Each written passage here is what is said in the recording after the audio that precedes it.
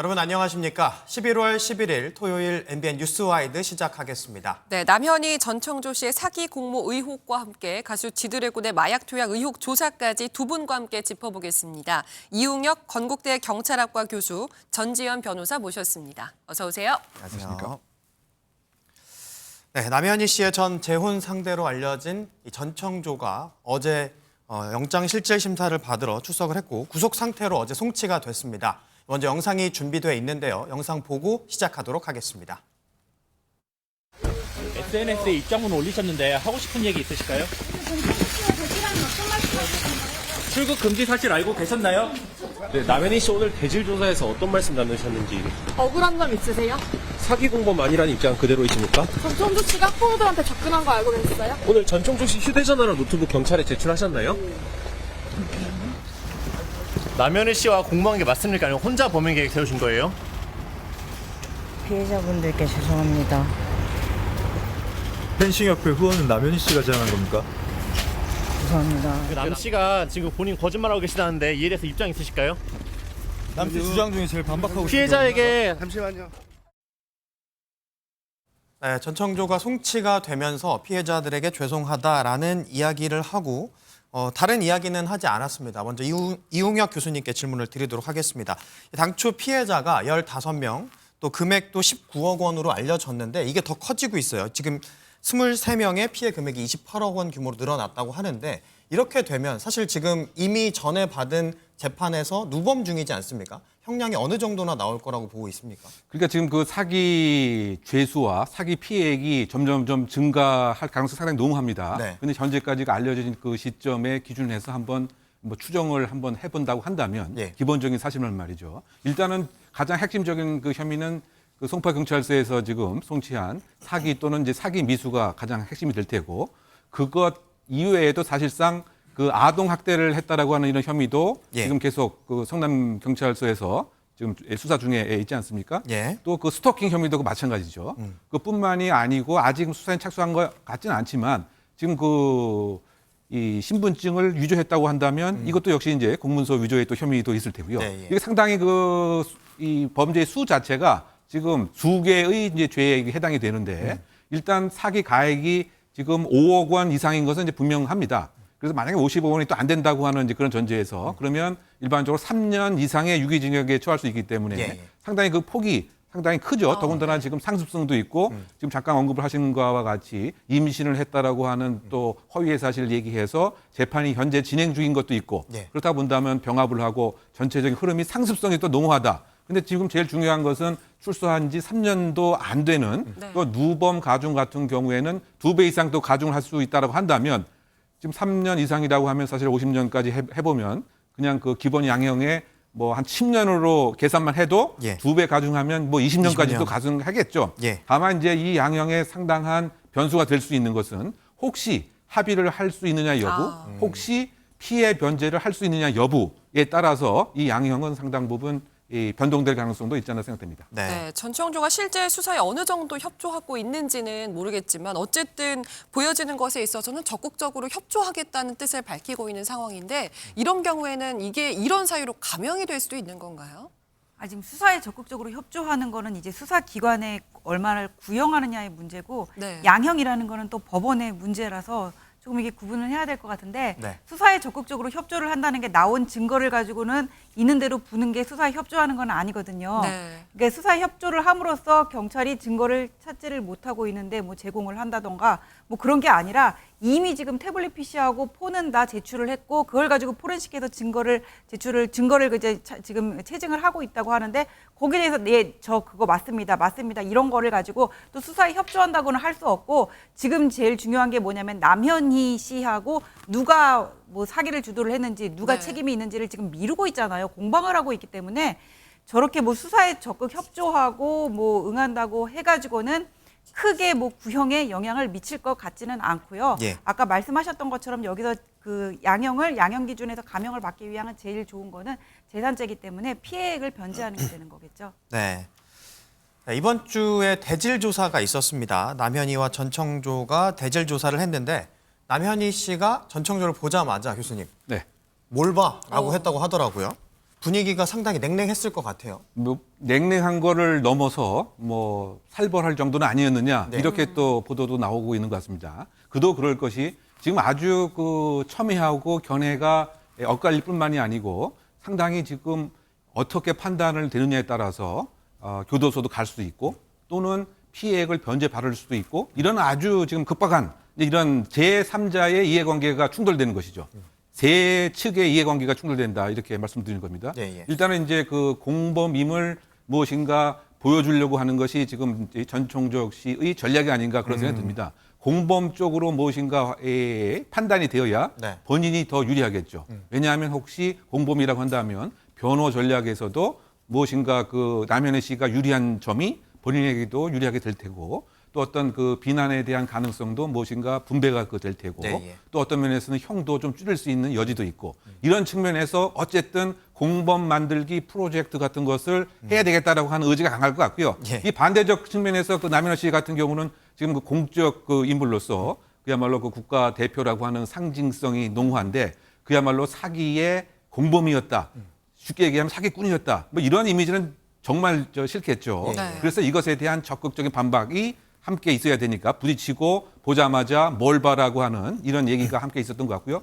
뿐만이 아니고 지금 이 피해 11억을 받다라고 하는 네. 그야말로 이제 뭐 전문가 부부라고 이렇게 알려져 있는데 뭐 대출금까지 받아서 11억에 결국 투자한 것 같습니다. 네. 그렇다고 본다면 본인이 11억을 어떻게 혹시 뭐 민사소송이든 아니면 뭐 다른 이 법적인 방법을 통해서 회수할 수 있는 가능성은 있느냐에 관한 이것에 관한 또 아주 민감한 이런 사항이죠. 네. 그러다 보니까 지금 이 조사 그 경찰관들도 아주 엄격한 말할 수 있는 그런 순번까지 정하면서 네. 이렇게 아주 냉랭한 분위기였고 네. 또 심지어 지금 뭐 태블릿 PC를 봤다 안 봤다 뭐 이런 것도 어떤 측면에서는 변호권의 한 부분인데 혹시 그 순간에도 증거인멸을 하거나 또 다른 사기의 시도를 하는 것은 아니냐라고 네. 지금 또 남현희 측 변호인 입장에서는 아주 민감한 반응을 보였듯이 아주 살벌하고 냉랭한 분위기였다라고 알려지고 있습니다. 네, 그런 분위기 속에서도 전청조 씨가 남현희 씨한테 5분만 따로 얘기하고 싶다 이렇게 얘기를 했다고 전해지거든요. 네. 무슨 얘기를 하고 싶었던 걸까요? 뭔가 설득을 하려고 했을까요? 그 역시 그 사기에 아주 능통한 뭐 그런 모습이 또 드러난 것이 아닌가 그 생각이 듭니다. 무엇인가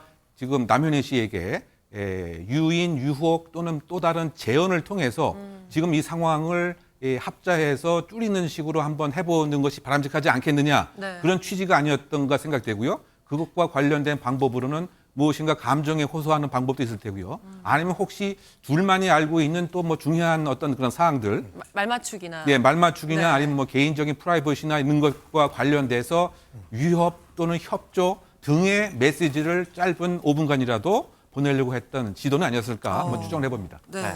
변호사님께도 이 질문 드리고 싶은데 5분만 달라.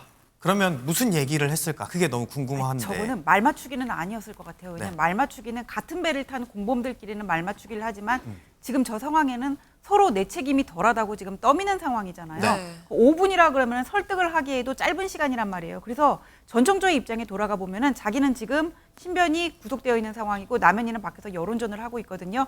자기 얘기를 어떻게 하는지는 아마 전에 들었을 수가 있어요. 변호인 접견 같은 거를 통해서. 그래서 네. 뭔가 둘만이 알고 있는 그런 얘기를 하면서 그런 식으로 계속하면은 나도 이 얘기를 할 수밖에 없다는 식의 예를 들면 그 제 생각이지만은 하면서 뭐 쐐기를 받거나 일종의 협박 아닌 협박을 하려고 들지 않았을까 저는 그런 생각이 듭니다. 네. 한편 남현희 씨는 2차 경찰 출석을 앞두고 SNS를 통해서 정말 격정적인 입장문을 내기도 했습니다. 이거를 단순한 심경 토로로 봐야 할까요? 아니면 어떤 전략이 있다고 봐야 할까요?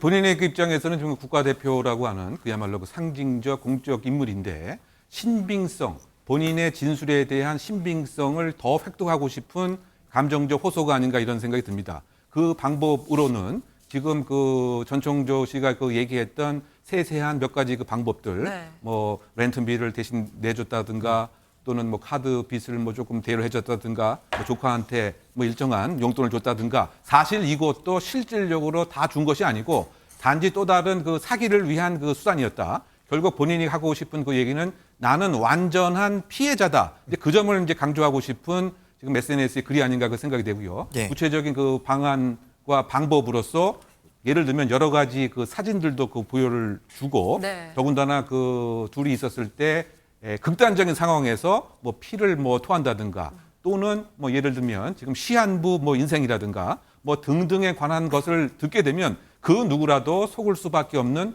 이런 그 상황이었다. 근데 이와 같은 뭐 얘기를 수사와 조사를 받는 상황에서 얘기하는 것은 조금 결이 안 맞기 때문에 네. 무엇인가 자신의 개인 SNS 그 공간상에서 즉 이 전총조 씨가 얘기하는 여러 가지 얘기에 대한 신뢰성을 떨어뜨리고 내가 억울하게 피해자가 받게 될 수 없는 상황에 대한 구체적인 증거들을 얘기하려고 하는 그래서 요약하게 되면 나는 너무 억울한 완전한 피해자다. 네. 이와 같은 메시지를 보내려고 했던 것이 아닌가 생각됩니다. 네.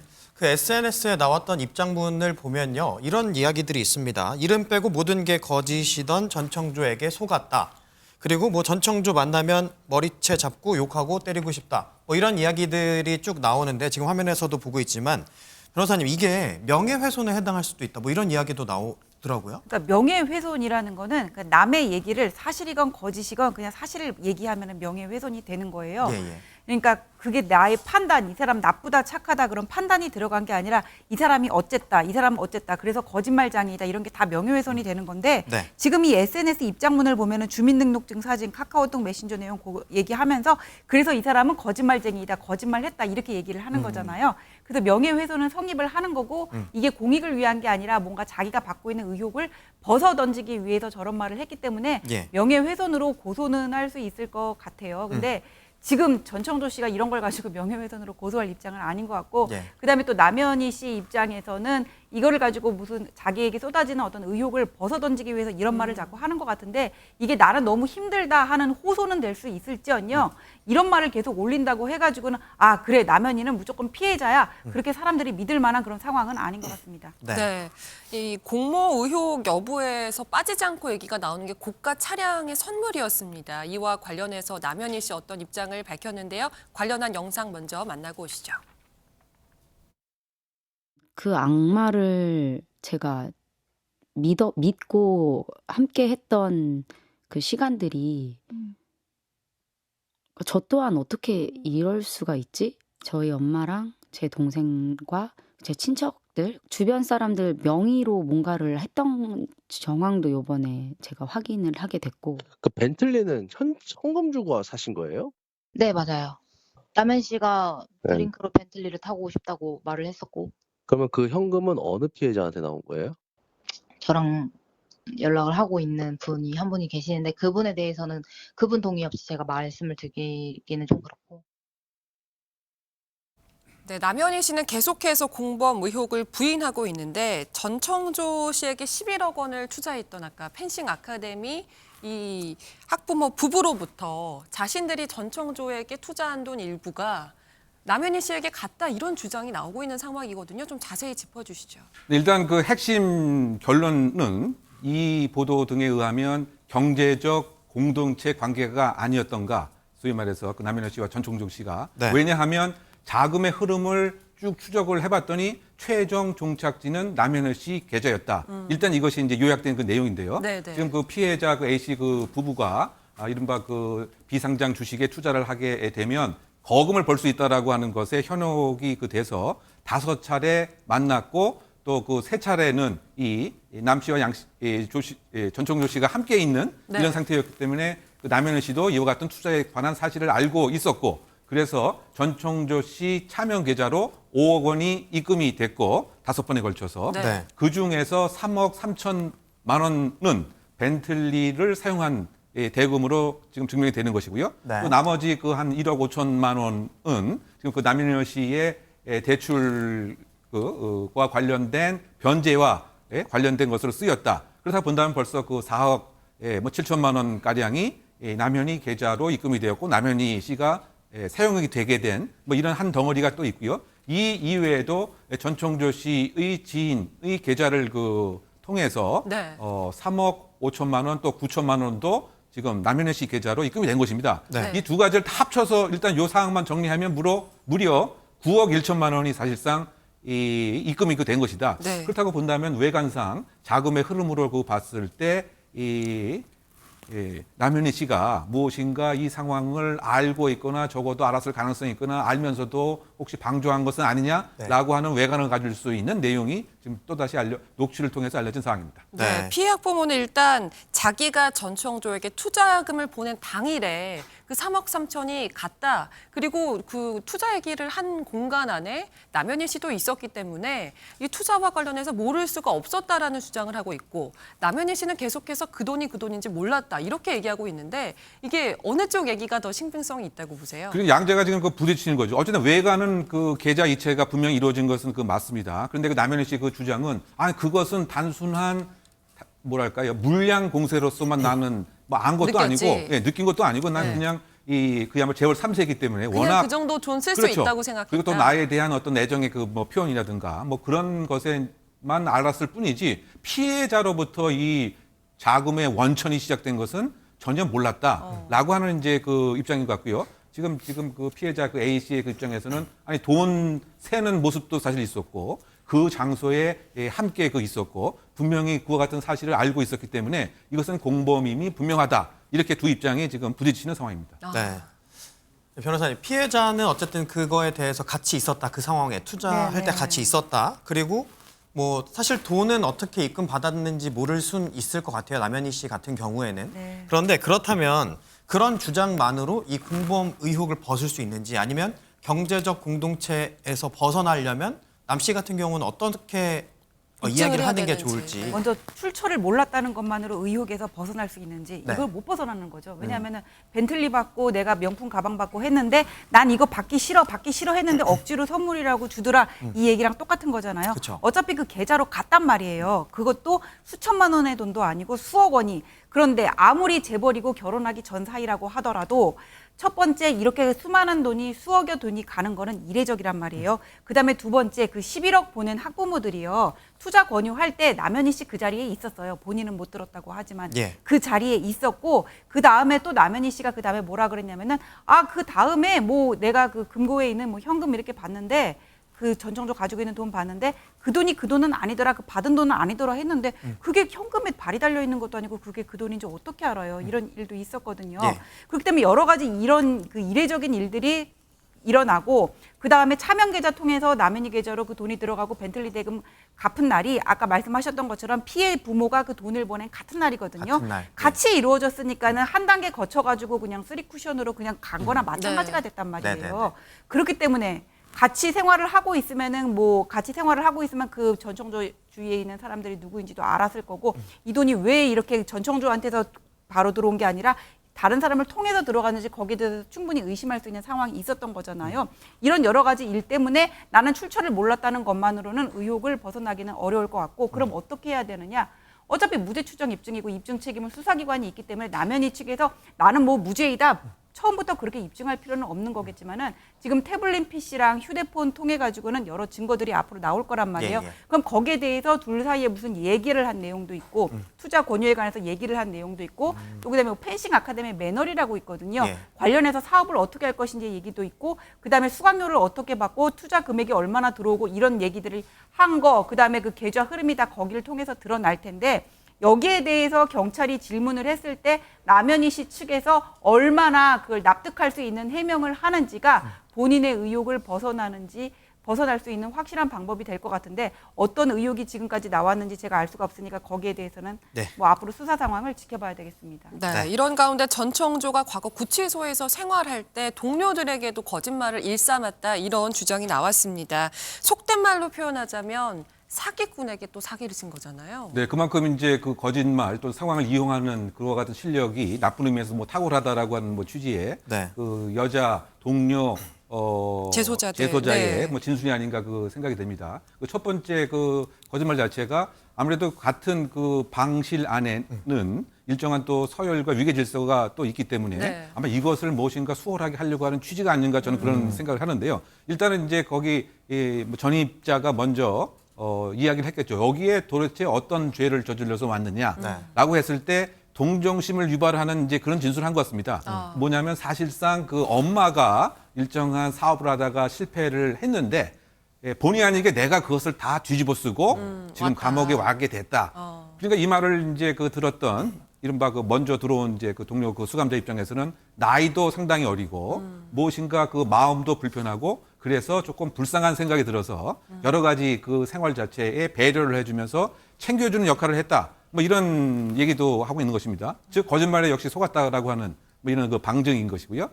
그뿐만이 아니고 이제 여성과 남성과 관련된 성적재성 그 논란과 그 관련돼서도 네. 목욕도 함께 하고 등도 밀어주고 해서 분명히 뭐 여성인데 네. 이렇게 뭐 남성 운운하는 것 자체가 상당 부분 지금 놀랐다 이런 입장도 그 밝히고 있는 것과 동시에 더군다나 본인이 가장 속았다라고 하는 점 중에 하나는 그러니까 다른 재소자들이 속았다고 하는 점은 네. 그- 한 명만 속인 게 아니었더라고요. 그 부분이 뭐냐면 이제 이 임신을 했다라고 사실 또 거짓말을 한 것이죠.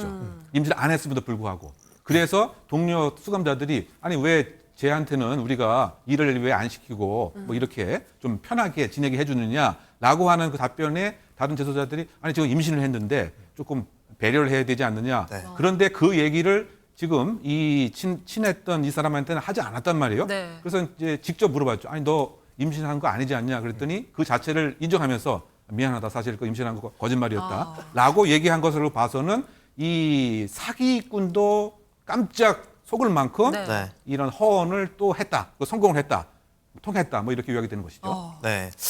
이 불안해서 이렇게 사기를 칠 수 있을까 뭐 이런 생각도 들긴 하는데 이런 가운데 또 제2의 전청조가 울산에 나타났다 뭐 이런 이야기가 이번 주에 또 나왔습니다.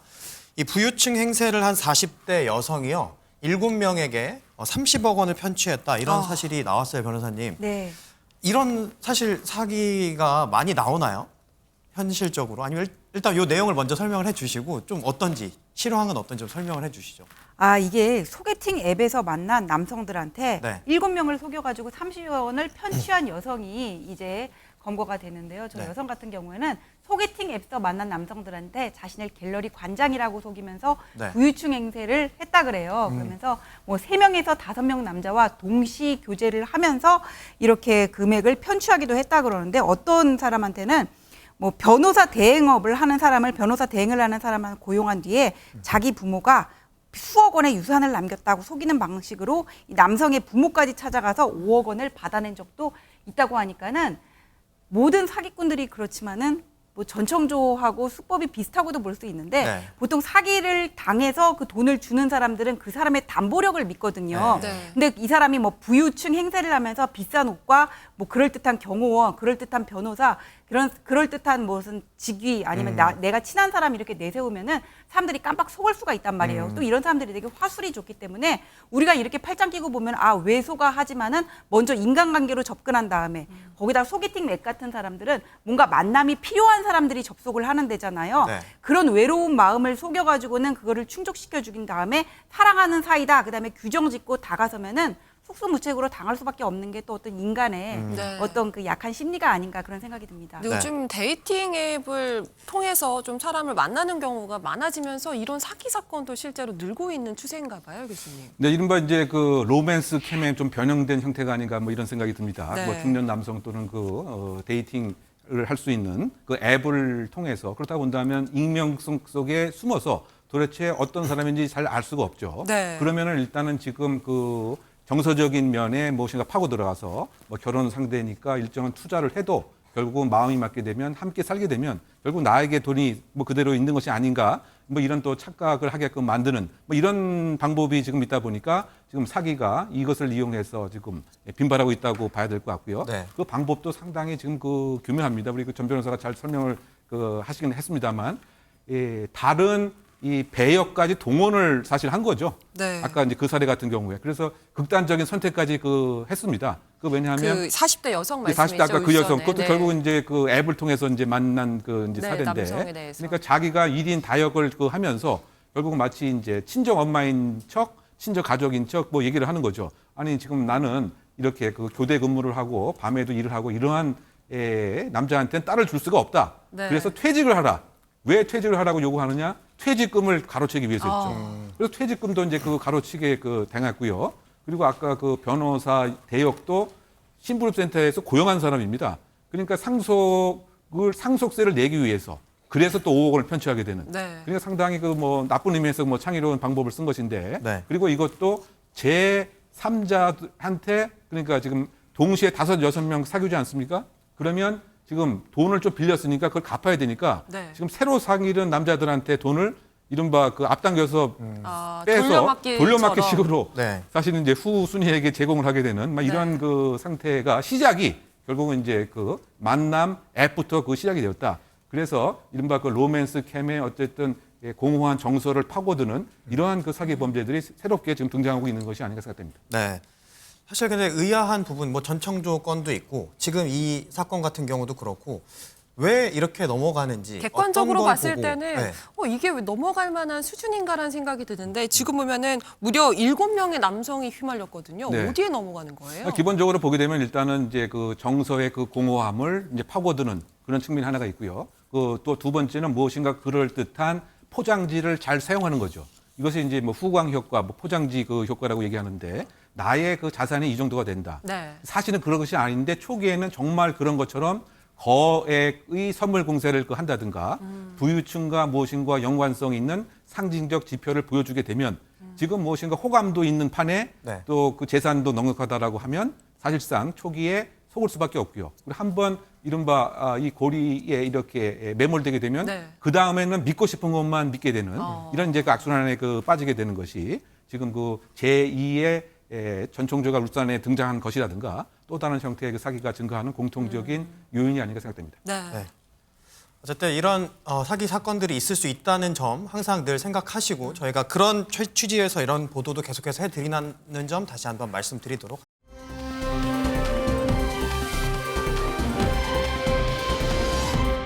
마약 의혹을 받고 있는 지드래곤이 경찰에 자진 출석을 했습니다. 먼저 영상 보고 이어가 보도록 하겠습니다.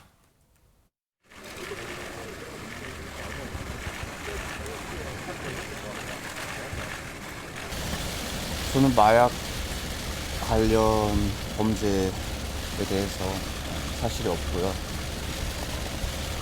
그걸 밝히려고 사실 이 자리에 온 거니까. 친가요? 두고 봐야죠. 염색이나 탈모는 언제 하셨나요? 한 적이 없는데. 음성으로 나왔고요. 정밀검사 또한 일단은 긴급으로 요청은 드린 상태이고 웃다가 끝났습니다. 웃다가 장난이고요. 서로 무슨 상황인지 모르는 상태에서 저도 들어보기 위해서 확인하기 위해서 나온 거고. 네, 영상으로도 보셨지만 전혀 한 적이 없다. 당당한 모습이었는데 이런 경찰에서 이런 이야기가 나왔습니다, 교수님. 그 모발이나 이걸 채취를 해야 되는데 채취할 모발이 없었다. 그래서 제모를 받고 온 상태였다. 그런데 이런 할 게 없었다. 이렇게 이야기를 하거든요. 어떻게 되는 건가요, 이건? 그러니까 이제 우리가 그 자신감 있는 모습을 이제 네. 그 보지 않았습니까? 며칠 출석했을 때요. 그리고 뭐 심지어 농담성 발언도 한 것 같고요. 네. 그 기자가 어떻게 수사가 이루어졌냐 했더니 뭐 그냥 그 웃고 뭐 이렇게 끝냈다. 그러니까 굉장히 여유 있는 태도였거든요. 네, 아주 그 자신감이 그 있었던 그리고 일단은 그 간이 시약 검사에는 이 음성이 그 나왔습니다. 그런데 사실상 그 경찰의 입장에서는 이제 정밀 그 검사를 위해서 그 모발 등을 이렇게 제공하기를 이제 요청을 한 것 같습니다. 네.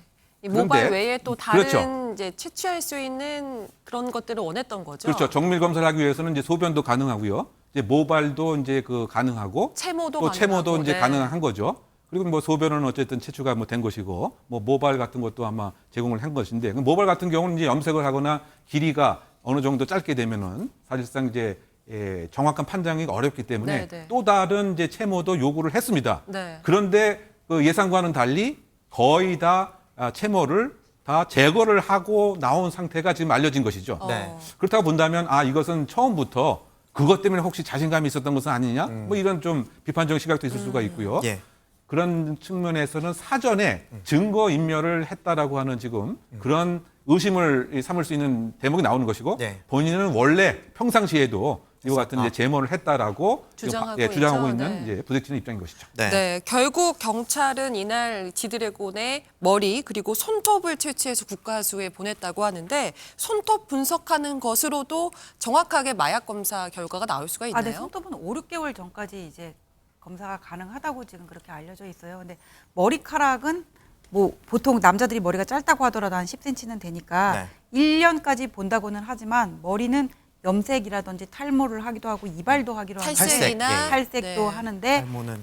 또 채모 같은 경우에는 또 왁싱이라 그러죠. 제모를 하기도 하는데 손톱은 그런 위험에서 좀 벗어나 있으니까 손톱을 완전히 제거할 수는 없잖아요. 네, 그거 뭐 매니큐어를 칠한다고 하더라도 이게 완전히 또 검사 결과가 안 나올지는 그건 또 정밀 검사를 통해 가지고는 밝혀낸 거니까 네. 몸에서 그러니까 나올 수 있는 거는 지금 다 하고 있는데 제모했다 그러고 또 소변은 짧게밖에 안 되고 하니까 남은 게 지금 손톱밖에 없는 거예요. 네. 예. 근데 이 손톱에서도 뭐 매니큐어를 칠한다거나 또 어떤 이렇게 손상이 가해졌고 시간이 지났다면은 손톱도 반드시 뭐 여기서는 양성이 나오겠지 그렇게 단정할 수는 없는 상황이니까 네. 앞으로 결과를 좀 지켜봐야 될 것 같습니다. 네, 네. 어떤 보도를 보니까 손톱을 통해서는 필로폰이나 엑스터시 같은 마약이 검출될 수 있다고 하는데 그러면 이 외의 마약은 손톱을 통해서는 검출될 수 없는 거예요? 근데 다른 부분, 우리가 보게 되면 채모도 있고요. 또 뭐 눈썹도 또 있고요. 네. 뭐 발톱, 손톱 뭐 이렇게 신체 그 부분에 이게 왜냐하면 이게 과학이 그 얘기해 주는 것은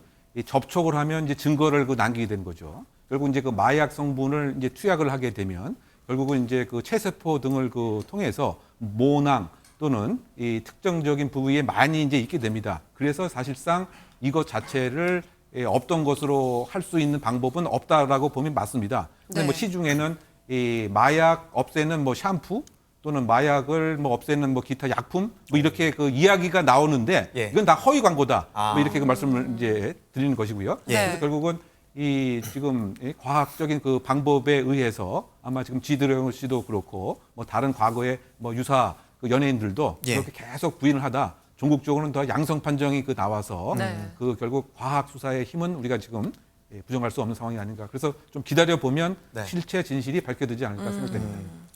아까 교수님께서도 얘기를 해주셨지만 사실은 이 지드래곤 측에서는 뭐 경찰에서 제모를 하고 온 거 아니냐 이렇게 이야기를 하니까 이 경찰 조사를 앞두고는 제모를 받은 적이 없다 이러면서 증거인멸 의혹에 대해서는 부인을 했거든요. 당당하다 뭐 이런 뜻이겠죠. 예. 안 나올 수도 있다. 앞두고는 뭐 제모를 뭐 안 했다고는 하지만은 이미 제모를 해가지고 당당했을 수도 있고, 그러니까 예. 그거는 우리가 좀 더 지켜봐야지 알 수 있을 것 같아요. 예, 예. 근데 그 지드래곤이 당당한 거는 본인이 뭐 안 해서 그럴 수 있지만 당당하게 나와가지고 또 양성이 나온 적도 있고 예. 드물게는 그 정밀 검사까지 해가지고 다 음성이 나왔는데 다른 확실한 그 정황 증거를 통해 가지고는 마약 흡입에 대해서 유죄로 인정받은 판결도 있거든요. 예, 예. 그래서 지금 우리가 좀 더 지켜봐야 되는 부분이고, 그다음에 경찰 같은 경우에는 구속된 유흥업소 실장이 뭐 수상한 지드래곤이 출입하고 나간 뒤 수상한 봉지가 발견됐다 진술을 통해서 나온 거고 입건이 됐다고 해가지고 또 바로 유죄가 되는 거는 아니기 때문에 네네. 그래서 검찰은 당연히 지드래곤을 불러가지고는 검사를 할 수밖에 없는 상황이고요, 경찰은. 근데 뭐 영장도 지금 기각이 되고 하기는 했지만은 이거를 가지고 지드래곤 측에서 뭐 엄한 사람 몰아가는 거 아니야, 아직까지 지금 그렇게 얘기를 하고 있는 것 같은데 예, 예. 어느 쪽 말이 맞을지는 좀 지켜봐야 될 것 네, 같습니다. 결과를 지켜봐야 될 예, 것 그리고 같습니다. 뭐 제모를 했다 이런 얘기도 계속 나오고 있어가지고는 예, 예. 팬들이 어떻게 반응하는지도, 그냥 일반인 같으면은 입건돼서 검사 결과 음성 나왔으면 그냥 끝인데 네. 유명인이잖아요. 아무래도- 그렇기 때문에 좀 논란이 되는 것 같아요. 예. 네, 수사 상황을 앞으로 좀 지켜봐야 할 것 같습니다. 두 분 말씀은 여기까지 듣겠습니다. 고맙습니다.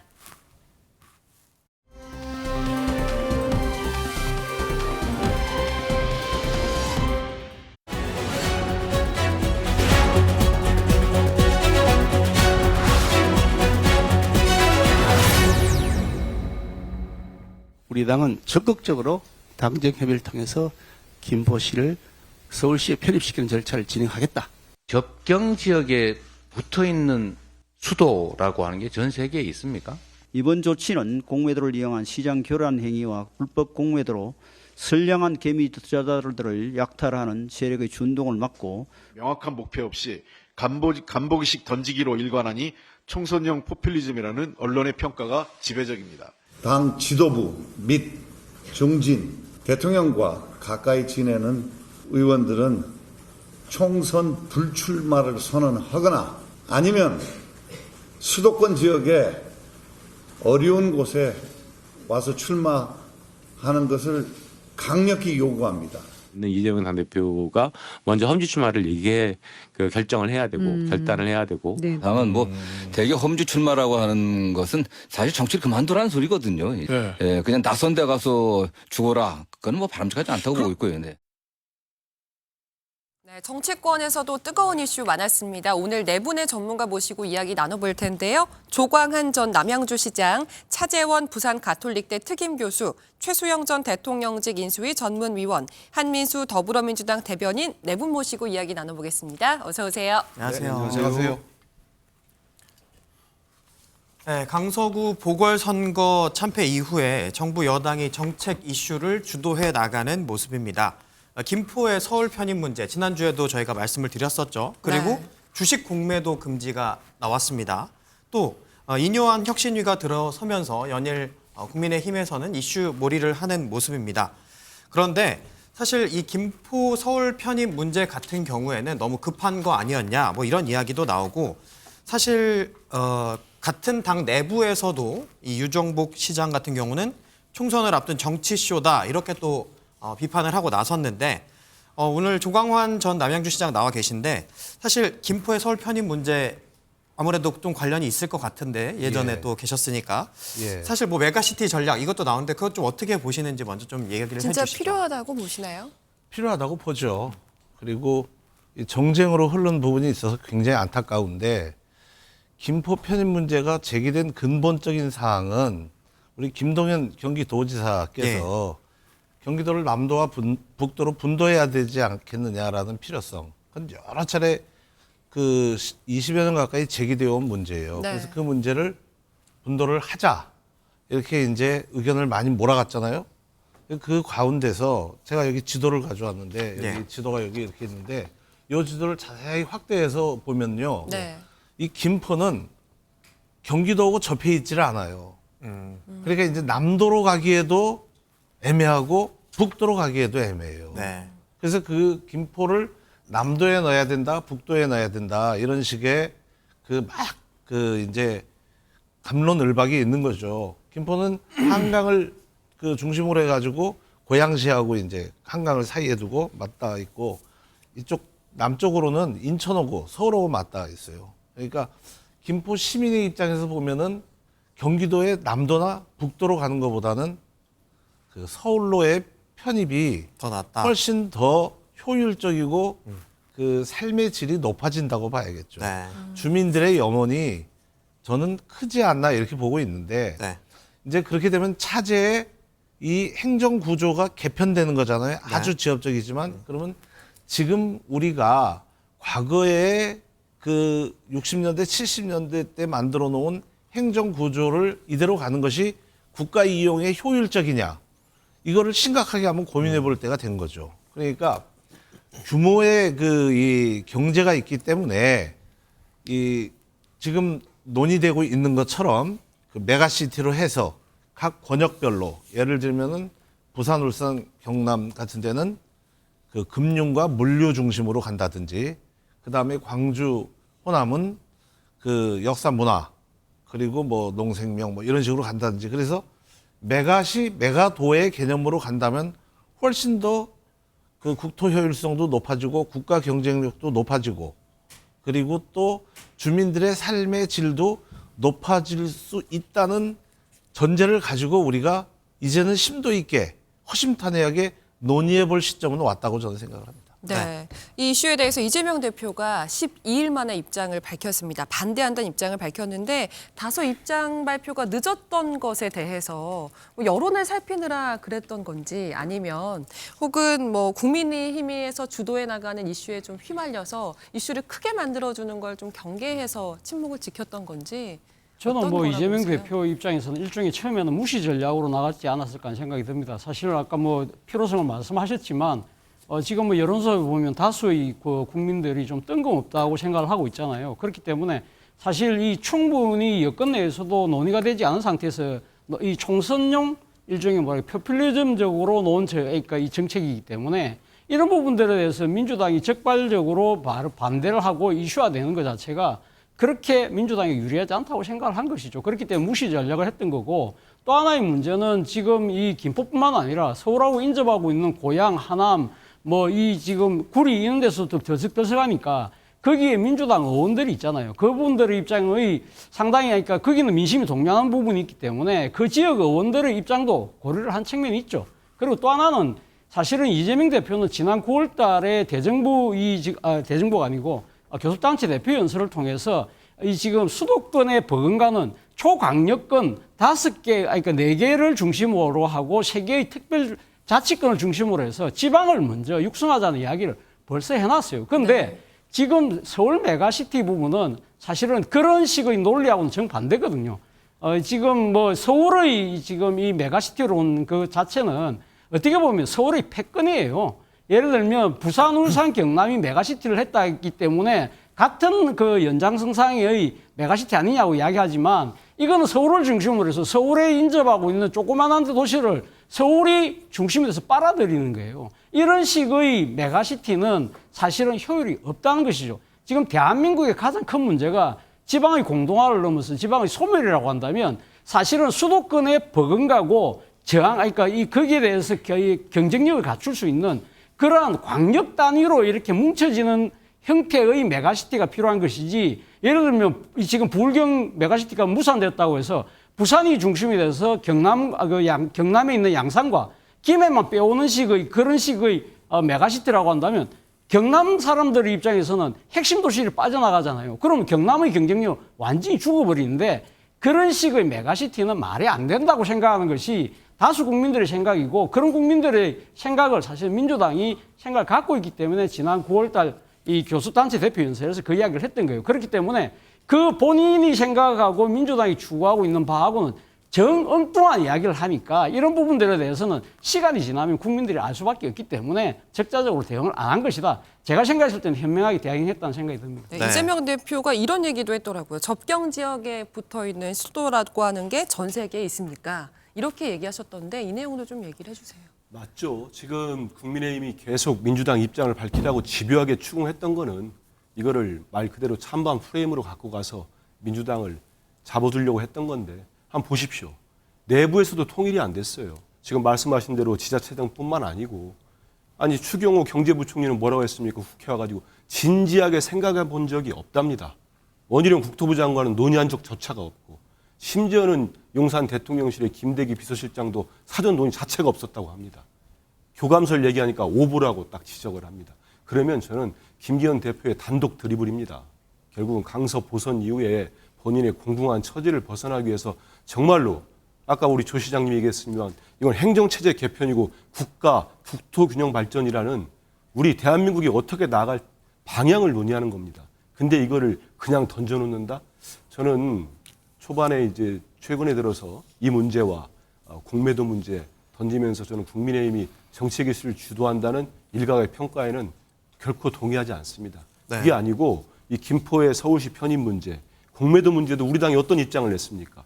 바로 정무위원장도 우리 당 소속입니다. 정무위에서 불법 공매도를 비롯한 모든 것을 법과 제도로 만들어가겠다고 했습니다. 이게 집권당이고 정부가 해야 될 일입니다. 아니 지금까지 금감원장, 금융위는 모두 공매도 금지에 반대해 왔어요. 불과 며칠 전도 반대했습니다. 그런데 여당이 강하게 밀어붙인다고 그걸 발표를 합니까? 그래서 전 정책을 주도하는 게 아니고 우리 국민들한테 이게 잦아지면 어떤 생각이 드냐면요. 이제 집권당, 정부 여당 못 믿겠다. 오로지 표만 바라보고 정책을 던지면 이거 불안해 살겠느냐. 맞지 않습니까? 네. 우리 대표 말씀대로 아니 전 세계 수도 중에 접경 지역을 둔 수도가 어디 있습니까? 그러면 국방부도 분연히 반대를 해야 되는 겁니다. 앞으로 수도 방위는 어떻게 할 거냐에 대해서. 그래서 지금이라도 이제 저는 김기현 대표께서 이 김포의 서울시 편입 문제 출구를 논의할 때가 됐습니다. 여기에 대한 책임론을 잘못하면 제가 볼 땐 김기현 대표가 독박을 쓰게 돼 있어요.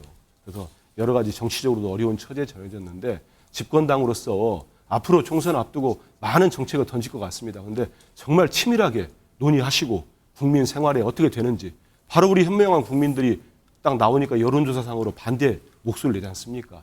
지금부터는 좀 차분하게 접근하셔야지 국가의 책임을 진 집권 세력이 자꾸 표만 보고 정책을 마구 던지면 정말 아니면 말고식이다. 이런 이미지가 고착화될 것이라는 생각이 듭니다. 네, 여당의 정책 이슈 몰에 민주당에서는 탄핵 카드를 들고 나왔다 이런 평가가 나오고 있는데요.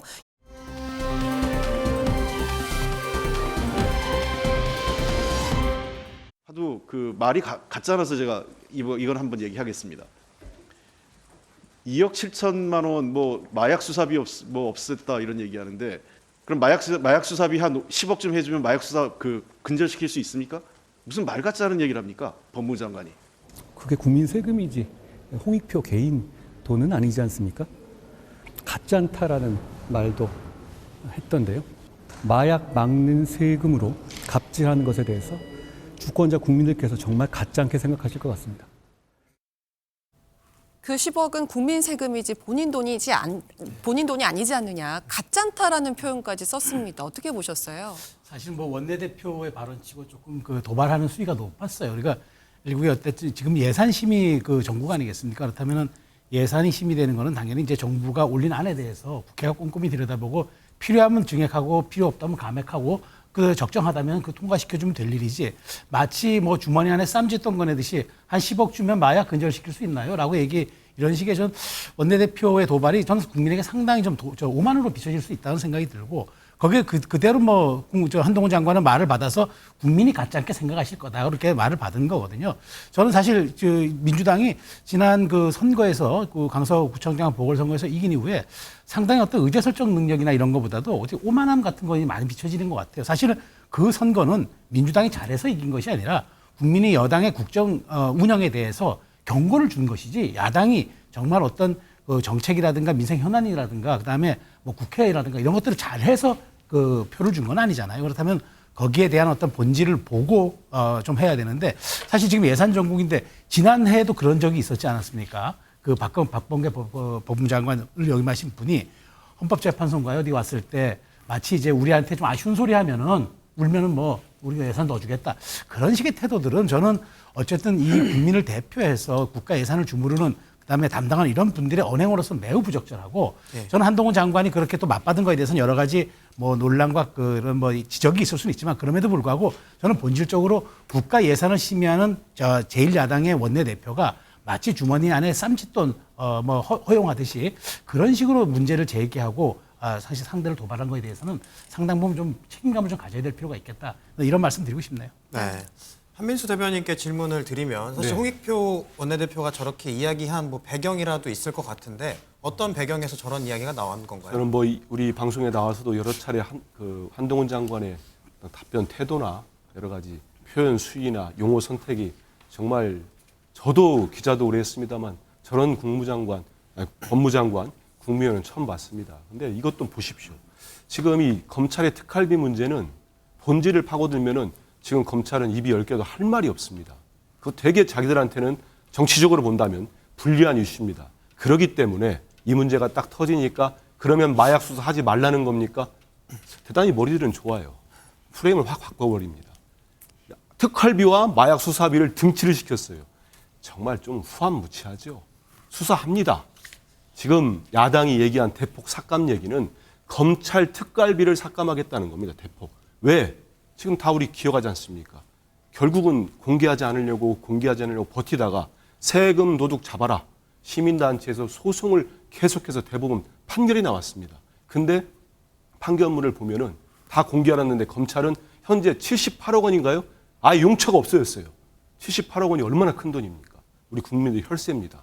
그리고 상당 부분의 영수증을 공개를 했어요. 한동훈 장관이랑. 근데 보이질 않아요. 그러니까 잉크가 휘발됐다는 기기묘묘한 표현까지 썼습니다. 그래서 그러면 국민의 세금이 들어가는데 야당 국회의원들이 그걸 안 따진다? 그건 직무유기입니다. 국회의원의 직무유기예요, 제가 볼 때는. 그래서 이걸 제대로 따져가지고 검찰 특활비 수백억씩 쓰는데 이제는 이거를 꼼꼼히 따져보겠다. 대폭 삭감하겠다고 하니까 바로 마약 수사하지 말라는 거냐? 뭘 수사하지 마요. 수사비는 다 있는데. 특활비를 얘기한 겁니다. 그래서 저는 한동훈 장관이나 검찰 수뇌부가 우리 국민들 좀 우습게 보는 것 같아요. 속지 않습니다. 홍익표 원내대표 발언은 그렇게 나온 한동훈 장관, 그러면 마약 수사 그만합니까? 이렇게 나오니까 하도 어이가 없으니까 저런 표현까지 썼는데 저는 이번에 김포시의 서울 편입 문제도 그렇고 우리 국민들이 대단히 현명하십니다. 정말 아까 우리 최승희 의원님 말씀 저는 전적으로 동감합니다. 강서 보선 우리가 잘해서 이긴 거 아닙니다. 절대 오만하지 않을 겁니다. 하지만 오만과 야당으로서 정말 제대로 된 국회에서의 역할과는 다르다고 생각합니다. 이마저도 특활비 문제, 우리 국민 세금이 어떻게 쓰이는지 모르고 있어요. 이거는 야당이 따져야 됩니다. 이런 말씀 드리겠습니다. 네, 그런가 하면 한동훈 장관의 이름을 거론한 사람이 또 한 명 있었습니다. 관련 영상 직접 만나보시죠. 이게 무슨 중대한 범죄라고 100여 명이나 되는 사람을 서울중앙지검 반부패 수사 2부 14명의 검사들이 계장들을 동원해가지고 6개월 동안 이 X를 하고 있는데 정말 미쳐버릴 것 같습니다. 이런 건방진 놈이 어디가 있습니까? 이 어린 놈이 와가지고 국회에 와서 이 300명 지보다 인생 선배일 뿐만 아니라 한참 검찰 선배놈들을 조롱하고 능멸하고 이런 놈을 그대로 놔둬야 되겠습니까? 이게 내가 이 물병이 있으면 물병으로 머리를 던져버리고 싶은데 말이에요. 굉장히 감정적으로 강도 네. 높게 비판을 했는데 어떻게 보셨어요, 교수님? 뭐 송영길 전 대표 입장에서는 상당히 자신과 관련된 수사를 진행하고 있는 검찰이 상당히 그러니까 공정하지 못하고 상당히 어떻게 보면 정직을 제거하기 위한 하나의 수단으로서 수사를 하고 있다는 그러한 울분을 여러 번 토로를 했잖아요. 그런 부분들이 아마 본인과 관련된 개인 행사장에서 아마 그런 감정을 주체하지 못해서 한 것인데요. 제가 생각했을 때는 송영길 전 대표 정도의 정치력과 나름대로의 그런 여러 가지 그러니까 이 대중들의 신망을 생각했을 때는 조금 지나쳤다는 생각이 듭니다. 그래서 그렇지만 그럼에도 불구하고 한동훈 장관이 여기에 대해서 사실은 또 적자적으로 반응을 했잖아요. 뭐 후지다는 표현을 쓰니까 뭐 송영길 전 대표로 상당히 후지게 우리나라 정치를 후지게 만들었다는 식으로 받아쳤는데요. 저는 이러한 식의 대응도 또다시 우리의 정치를 한 단계 더 후지게 만드는 그러한 부분인데 앞서 한동훈 장관의 의법에 대해서 말씀을 하셨지만 사실은 이 한동훈 장관 입장에서는요 상당히 이 반짝반짝하는 그러한 일종의 뭐랄까요 단어 선택 그리고 언론들이 좋아할 만한 그러한 것들을 던지는 능력은 탁월한 것 같아요. 그러나 국민들은 그 부분에 재미는 느끼지만 감동을 느끼지 않는다는 거예요. 앞서 아까 특갈비 이야기했지만 뭐 충분히 잘 설명하셨지만 지금 야당이 특갈비를 깎겠다는 이야기는요. 사실은 마약 수사비를 깎는다는 것이 아니라 일종의 특권화된 권력들이 진짜 특활비를 통해서 자신의 이 주머니는 채우는 듯한 행위를 보이고 있는 특활비 운용에 대한 투명성 그리고 또 다른 기관과의 형편성 때문에 이런 부분이 부당하니까 제대로 이 소명하지 않고 공개하지 않으면 우리는 깎을 수밖에 없다는 그 이야기를 하고 있는데 프레임 전환시키잖아요. 네. 이런 부분들은 이 어떻게 보면 국민들 입장에 10억 안 주면 마약 수사 못 한다고 이 민주당 잘못했다고 생각하지만 사실은 그 10억이라는 부분이 마약 수사원들 정보원 관리하는 측면에서의 그런 아마 특수 활동비를 이야기를 하는 것 같아요. 그거는 진짜 특활비 중에 일부분이거든요. 그런데 사실은 이 지금 이 마약 정보원들 운용하는 이 예산을 사실 그 부분이 필요하면 그건 별도 항목으로 만들어서 국회에서 책정해 주면 되는 거예요. 그런 식으로 일종의 사실은 자신에 대한 여러 가지 비판들이 왔을 때 이걸 갖다가 재미있는 이런 식으로 돌려치는 이야기들이 사실은 결국은 알고 보면 말장난으로 그칠 경우에는 한동훈 장관이 나름대로 큰 꿈을 꾸고 있다고 한다면 오히려 제가 봤을 때는 정치적 자충수가 될 수 있다는 생각이 듭니다. 네. 네, 이렇게 국민의힘 입장에서 이야기가 나왔던 게 사실은 그 마치 이거 뭐 쌈짓돈처럼 뭐 주는 거냐. 그러니까 바로 한동훈 장관이 이야기했던 게 그 국민이 보면 세금 낸 국민이 보면 가짜나 하실 것 같다 이렇게 이야기를 했거든요. 요 태도에 대해서도 이야기가 나오는데 그 부분은 어떻게 보십니까?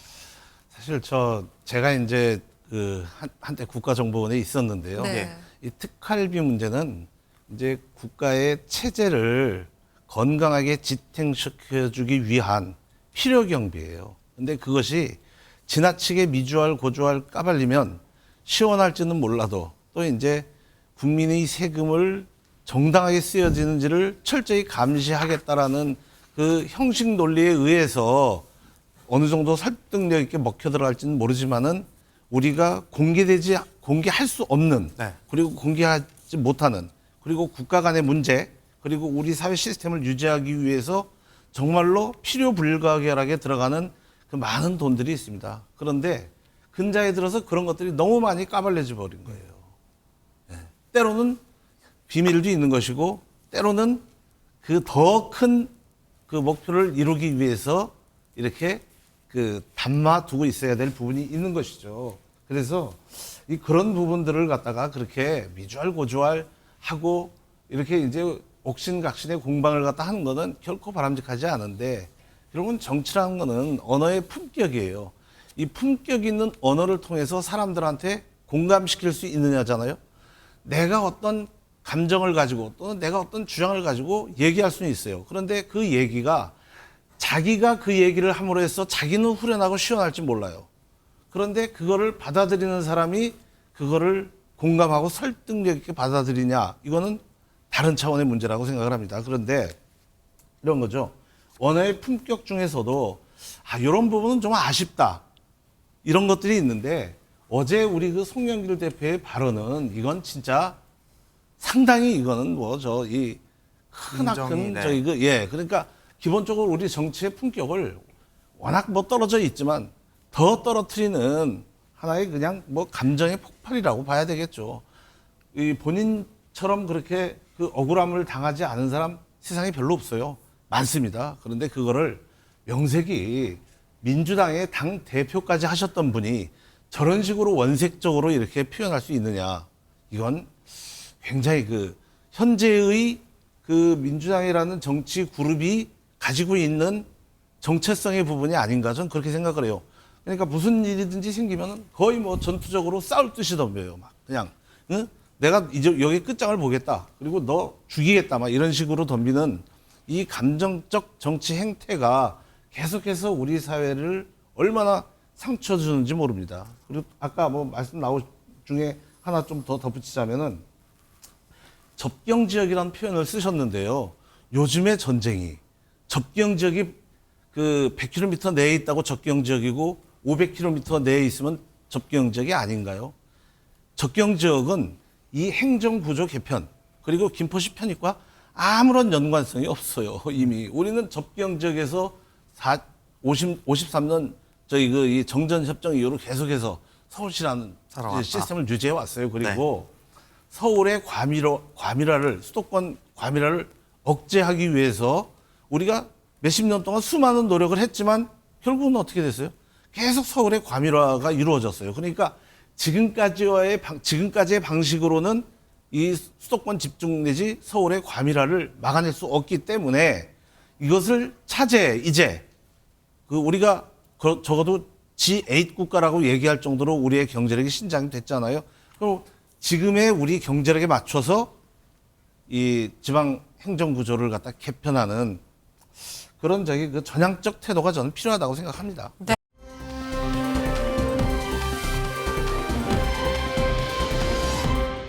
By the way, Mr. Linton, am I the patient here? Are you here as a doctor? Yeah, I gotta say this, the real patient is in Seoul. 이 인요한 박사님한테 영어로 말씀드린 이유는 You became one of us, but you don't look like one of us as of now. 돌아와서 화합을 하면은 우리 이준석 대표가 중책을 꼭 그 중책은 아니더라도 중책을 맡아서 우리를 도와야죠. 들어와야죠. 빨리 합쳐야죠, 힘을. 근데 지금이 반반이라고 생각한다면은 오늘부터 12월의 어느 날까지 남은 날짜만큼 그때부터 조금씩 100에 가깝게 움직이겠죠. 오늘이 55%째인가? 원래 며칠 전이 50%고 하루 1%씩 오른다니까 오늘이 한 55%쯤 될 것 같아요. 근데 내가 보기에는 두 손 함께 한다고 느끼고 두 손 하다 함께 할 수밖에 없다고 나는 생각을 해요. 그 사람들이 다 합리적인 사람들이기 때문에 비명계래 그거에 대해 논의할 필요도 없어요. 비명계가 자기네들이 필요에 따라서 어디로 가든지 가는 거지. 지금 솔직해서 비명계라는 사람들은 이 민주당에 있으면은 공천이 어려울 것 같으니까 정치적으로 살아남기 위해서 무슨 어떻게 해야 할까 하는 건데. 이뇨한 위원장이 지금 러브콜을 계속 보내요. 받는 사람 없는데 부재중 러브콜이 계속 쌓이는 중입니다. 아니 왜 이렇게 계속해서 공을 들이는 거예요? 신당 창당되면 위협적이라고 생각해서 그런 건가요? 일단 명분을 쌓는다고 볼 수가 있겠죠. 그러니까 결국 혁신의 두 가지 키워드는 저는 이제 통합은 필요 조건이고 혁신은 충분 조건입니다. 그러니까 지금 말하자면 이 두 가지를 하기 위해서 이뇨한 혁신위원장이 꺼내든 게 일단 처음에 용어는 좀 부적절했다는 대사면을 어쨌든 통해서 당의 통합을 이루겠다는 건데 사실 부산까지 가서 사실 면박을 당했다고 볼 수도 있지만 그래도 끊임없이 이준석 대표가 전 대표가 당에 와서 중책을 맡아줘야 한다. 그러니까 밖에서는 심지어 스토커 아니냐까지 얘기를 하는 것 같은데 저는 인 위원장의 이런 모습들이 결국은 메시지의 힘은 반복해서 나옵니다. 결국 지금 인유한 위원장이 끊임없이 통합에 대한 얘기를 하는데 내가 지금 얘기하는 통합은 일회성의 통합이 아니고 일회성의 그 말하자면 구애가 아니라 정말 진정성을 갖고 내가 한다. 그러니까 사실 이준석 전 대표도 지금 끊임없이 신당만 흘리는 건 아니잖아요. 네. 왜 12월 27일을 둘까요? 본인의 신당 창당의 가이드라인으로 둔 27일이 마치 자기의 정치 입문 10주년? 저는 그거 아니라고 봐요. 충분하게 시간을 주고 고민할 여지를 주고 그다음에 내가 굳이 신당이 아니라도 당에서 어떤 역할을 맡거나 좀 더 내가 확실하게 그립을 지고 갈 수 있는 기회만 있다면 내가 당으로 돌아가겠다는 시그널을 보내고 있는 거란 말이죠. 그러니까 이 문제는 어떻게 하면 당이 받느냐의 문제인데 이뇨한 위원장이 그 틈새와 간극을 계속 좀 좁히고 있는 거라고 봐요. 그래서 저는 이 위원장의 이런 모습들이 노력들이 결국 지금 보십시오. 지금 뉴스의 중심에 사실 상당 부분 김기현 대표 이상의 버금가는 지금 뉴스 비중을 갖고 있고 더더군다나 지금 이준석 대표와 국민의힘 혁신이 오히려 민주당의 존재감 없음을 보여주고 있어요. 제1야당이 사실은 어떤 지금 정치에서의 어떤 포지셔닝이 된 것보다도 오히려 지금 국민의힘의 혁신 방향과 이준석 대표의 역동성이 지금 맞물리면서 국민의힘이 대중의 시선을 많이 받고 있기 때문에 저는 이런 점들이 12월 말까지 좀 더 역동성 있게 간다 그러면은 뭐 신당 논의든 뭐든 간에 조금 더 저는 에너지와 그런 어떤 국민의힘 혁신 동력의 힘으로 작용할 가능성이 크다고 저는 생각이 됩니다. 네. 사실 이 질문을 네 분께 다 드려보고 싶은데 이준석 전 대표가 앞으로 어떤 행보를 보일지 신당을 창당할 건지 아까는 영상에서도 보셨지만 55%다. 이미 반에서 더 기울었다 이렇게 이야기를 한 건데 신당을 창당할지 아니면 뭐 복귀를 할 건지 아니면 객관식으로 한번 세 가지로 드려볼까요? 네. 먼저 신당을 창당한다 1번, 2번 무소속으로 출마한다, 3번 국민의힘에 복귀한다. 어떻게 보시는지 각각. 저부터 할까요? 네. 저는 이준석 대표가 제일 바라는 건 3번일 거예요. 3번이요? 3번인데 네. 그 조건은 뭐냐면 일종의 뭐랄까요? 지난 대선 과정에서 어게인 언양, 어게인 평택. 그러니까 어게인 언양이 뭐냐면 그때 이 윤석열 후보하고 관계가 안 좋아서 전국 떼돌다가 울산에 있는 언양에 윤석열 만났잖아요. 내려와서 네, 밤에 네. 그렇게 하합했잖아요. 그렇게 해군을 했고 그리고 또 한 번에 또 한 번 난리가 났었잖아요. 국회에서. 그래서 그때 하합하고 나서 같이 이준석 당시 대표가 모는 전기차를 타고 평택에 화재 현장을 같이 가면서 화합의 연출을 했거든요. 그래서 결국은 이준석도 살고 당도 살고 윤석열 후보도 살아서 정권을 교체했다는 거죠. 네. 이준석 대표는 제가 봐서는 거의 벼랑끝 전술을 하고 있는 거예요. 왜 그러냐면 지난번 강서구청장 보궐선거 이후에 이준석 대표가 기자회견했잖아요. 그때 뭐라고 이야기했습니까? 윤석열 대통령 국정운영 스타일 바꿔주십시오 하면서 자기가 눈물을 흘렸어요. 저는 그게 이준석 대표의 진정성이라고 보는 거예요. 그러니까 본인 입장에서는 과거 대선 과정에서의 본인이 해군할 수 있는 손을 내밀고 정치적 명분을 제공했던 그 윤석열 대통령이 손만 하면 내밀면 내잡고 돌아가겠다는 거죠. 그래야만 이 자신이 몸담았던 보수 세력이 다 같이 살 수 있다는 이야기를 끊임없이 하고 있는 거고 사실은 인요한 지금 혁신위원장이 지금 제가 봤을 때는 이렇게 기다린다잖아요. 이준석 대표가 돌아오기를 기다리는 것이 아니라 제가 봤을 때는 끊임없이 우리가 포용하고 이준석 대표의 처지를 이해해야 된다고 이야기하는 것은 누구한테 이야기하느냐? 저는 윤석열 대통령한테 이야기한다고 봐요. 대통령께서 나서서 이준석 안 잡으면 우리 같이 공멸할 수밖에 없다는 이야기를 시그널을 대놓고 말은 못하지만 애들로서 계속 이야기하고 있다고 저는 판단합니다. 네, 1, 2, 3번 뭐라고? 번호를 골라야 되는 네. 거죠. 저는 결국은 물론 뭐 정치가 생물이라 지금 예측한다는 게 부질없을 수도 있습니다만 결국은 신당 창당 쪽에 가지 않을까 1번으로 싶습니다. 가지 않을까. 예. 왜냐하면 원상복구 본인의 당대표로서의 원상복구 수준의 권한을 줘야 되는데 그러기에는 저는 윤석열 대통령과 이준석 전 대표의 신뢰가 이 바닥까지 떨어졌다고 봅니다. 그거를 서로 믿지 않을 거예요. 특히 이준석 전 대표 입장에서는 대선 전에 그렇게 포옹까지 했지만 그 뒤에 드러난 입당전 육성 녹취 파일 보면은 벌써 이준석 대표는 3개월짜리를 보고 들어온 거거든요. 그래서 이거를 복원할 만한 신뢰는 없고 대통령이 정말로 결단 내려서 그러면 이준석 대표한테 상당한 공천권을 주겠다. 줄 수 있겠습니까? 이준석 대표가 원하는 건 그런 걸 텐데 도저히 힘들다는 생각이 들고 다만 12월 말 시점까지 가서 정말 우리 민주당도 포함해가지고 여야 간의 지지율이 어떻게 됐을지 당시의 공천 과정에 총선을 향하는 어떤 태도나 국민들의 어떤 지지, 반향 같은 걸로 봐서 결국 움직일 겁니다만은 저는 이준석 대표의 지금 움직임 보면은 이뇨한 위원장을 보는 시각이 분명히 드러나 있어요. 이뇨한 위원장은 본인이 아니고 그 뒤에 대통령이 있다고 보는 겁니다. 그래서 대통령한테 얘기를 하는데 이뇨한 위원장은 계속 이준석 대표를 품으려는 노력만 하는 거예요. 왜 그러겠습니까? 막판에 신당으로 나가더라도 효과를 반감시키려고 하는 거죠. 그걸 다 알기 때문에 이준석 대표는 하나씩 가는 거고 결국은 대통령이 나서서 하지 않는 한 이준석 대표를 다시 품기는 어렵다는 생각 들고 지금 제일 공경에 처한 사람은 제가 볼 때는 우리 민주당이 아닙니다. 김기현 대표겠죠. 김기현 대표는 뭐 본인이 혁신위원장 세워놨는데 지금 뭐 정치적 뭐 사경까지 온 상황 아니겠습니까? 그런 거고 그런 측면에서 본다면은 이준석 대표는 본인 스텝에 따라서 움직이고 있다. 네. 네, 55%에 더 무게를 두셨는데 조 시장께서는 어떻게 보고 계십니까? 정치를 이해관계로 보고 그다음에 자기의 그 눈앞에 그 목표로 본다고 그러면은 이게 풀 수 있는 방법이 많이 없고요. 다만 정치 호흡을 길게 보고 국가와 국민의 장래를 생각한다면은 상당히 그 넓은 선택을 할 수가 있죠.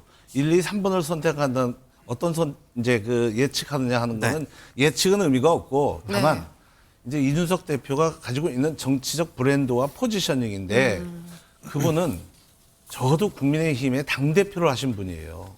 당대표를 하신 분이기 때문에 이분이 그 지난 과정 속에서 이 이준석 대표를 불편하게 했거나 상처를 준 많은 그 여러 가지 사람들도 있었고 과정들도 있었겠죠. 근데 그 과정에 연연하면은 큰 정치가 안 되는 거죠. 이제 이준석 대표도 국민들의 정치적 자산이에요.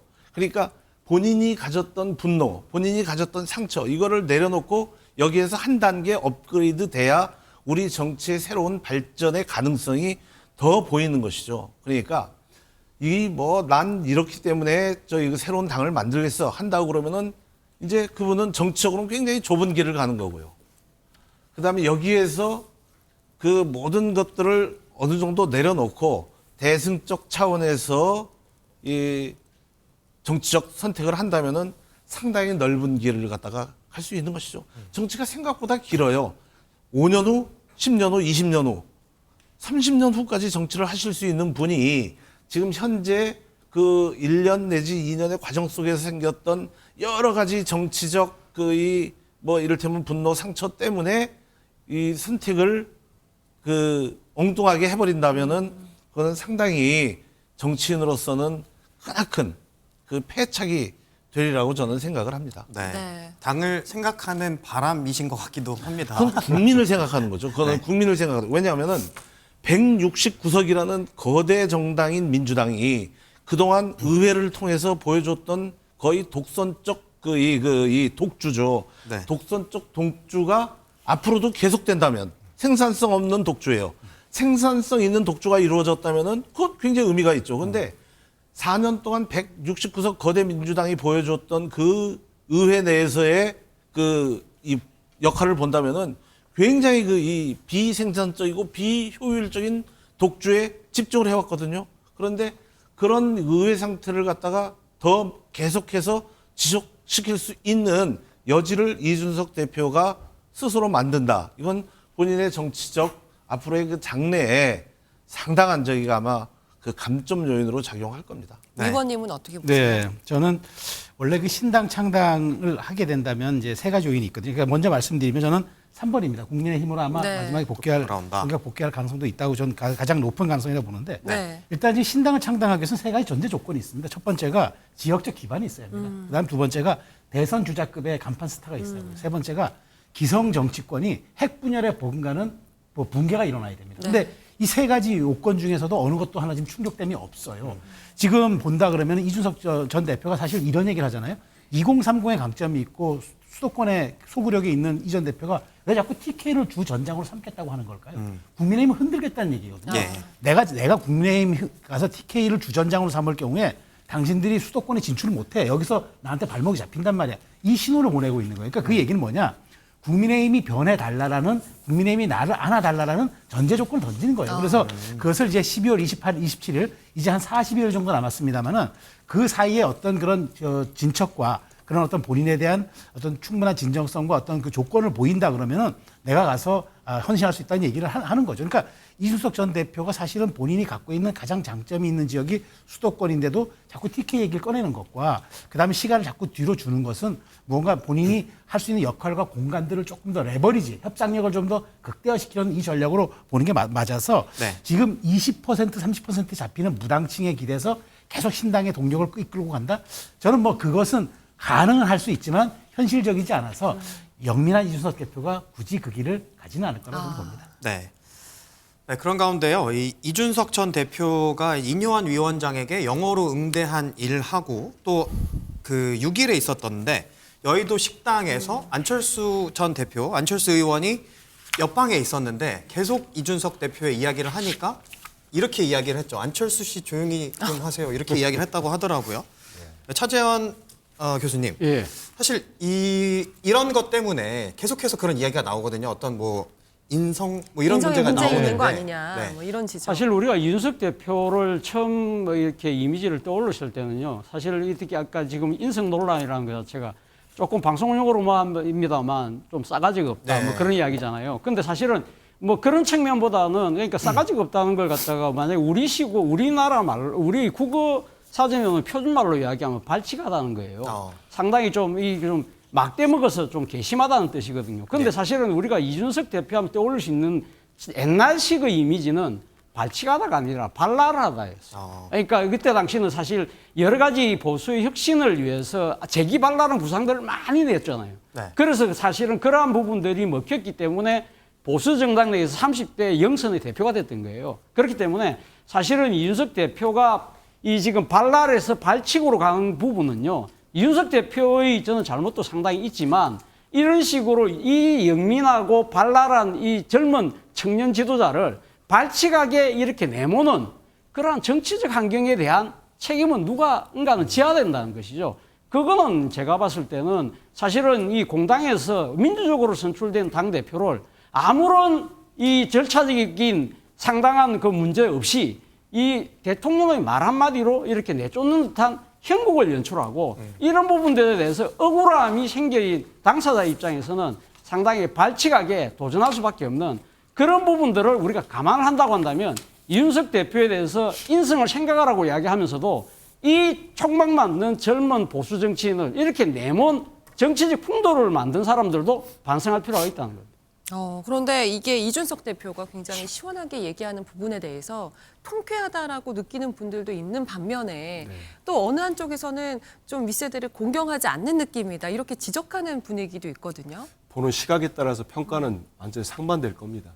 저도 예전에 우리 당 기자들하고 식사를 중국집에서 하는데 그 체리 따봉 직후였기 때문에 기자들이 윤핵관들을 비판을 많이 했어요. 근데 갑자기 들어보니까 옆방에서 윤핵관 식사를 하고 있더라고요. 그래서 우리는 야 조용조용 합시다 하고 넘어갔는데 이준석 대표 같은 거 있으면 윤핵관 조용합시다 했을 거예요. 근데 저희들이 그렇게 하지 않았죠. 그런 경험도 있어요. 여의도는 뭐 다 들립니다. 들리는데 저의 시각에서 봐도 저 같으면은 그냥 똑똑하거나 아니면 종업원분을 불러가지고 뭔가 좀 전달하거나 주면서 아유 대표님 아니면 의원님 저 이준석 그 말씀하고 있는 이준석 험담하는 저 옆에 있습니다 하면은 아마 안철수 의원 입장에서는 화들짝 놀랐을 거예요. 뭐 되게 멋쓰겠을 텐데 그렇지만 말씀하신 대로 저야 그렇게 보지만 기존 뭐 젊은 층에서는 뭐 이렇게 할 수도 있는 거지 뭐 욕을 한 것도 아니고 안철수 씨 20분씩 자기 욕하는데 참을 사람이 누가 있어 이렇게 생각을 할 겁니다. 그래서 뭐 이렇게 너무 공경하지 못하는 태도 아니냐 할 수 있겠지만은